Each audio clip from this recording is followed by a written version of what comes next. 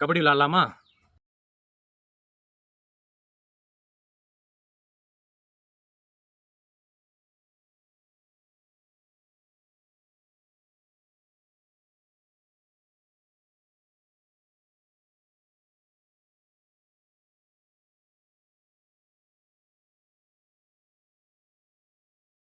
நேற்று நீங்கள் 2வது ரவுண்டு தோத்துட்டீங்க. ஆனால் இருந்தாலும் நீங்கள் டிசிப்ளினாக விளாண்டிங்க, பார்க்க நல்லா இருந்துன்னு சொல்லி டைமண்ட் ஸ்டார் கபடி குழுவிலேருந்து என்ன செஞ்சுருக்காங்க, உங்களுக்கு பெஸ்ட் டீம் அவார்டு கொடுத்துருக்காங்க. அவங்களுக்கு ஒரு தேங்க்ஸ் சொல்லுங்கள். எப்போ விளாண்டாலும் இந்த பயம் பதட்டம்லாம் என்ன செய்யக்கூடாது, கேர் பண்ணவே கூடாது. ஆடியன்ஸ் பேரை என்ன செய்யக்கூடாது, கேர் பண்ணவே கூடாது. உங்களை மாதிரி பிளேயர் தான் அங்கே என்ன செய்யறாரு, ப்ராக்டிஸ் பண்ணிட்டு விளாட வர்றாரு.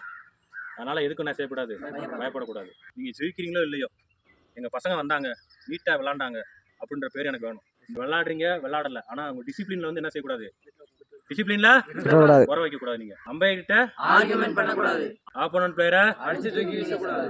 உங்கள் ஸ்கில்ஸை மட்டும் ஃபோக்கஸ் பண்ணி எப்பயுமே என்ன செய்யுங்க, ப்ளே பண்ணுங்க. எப்பயும் மனசை விட்டுறாதீங்க. 100 மேட்ச் கூட தோறுங்க, 1000 மேட்ச் கூட தோறுங்க. ஆனால் என்ன சொல்லலாம், அடுத்து நம்ம மீண்டு வந்துடலாம். ஆனால் அந்த டிசிப்ளின் மட்டும் கொஞ்சம் குறைஞ்சிச்சுன்னா வாழ்க்கையில் என்றைக்கும் என்ன செய்ய மாட்டீங்க, ஜெயிக்கவே மாட்டீங்க. 1000 தோல்வியை கூட நான் ஏற்றுப்பேன். ஆனால் ஒரு மேட்ச்சில் வந்து நீங்கள் டிசிப்ளின் இல்லாமல் விளாண்டாங்க அப்படின்றது மட்டும் எனக்கு என்ன செய்யக்கூடாது, என்றைக்கும் வந்துடக்கூடாது. தினமும் எங்கள் பசங்களுக்கு பயிற்சி முடிச்சுட்டு சூப்பு, முட்டை அண்டு பயிர் கொடுக்குறேன்.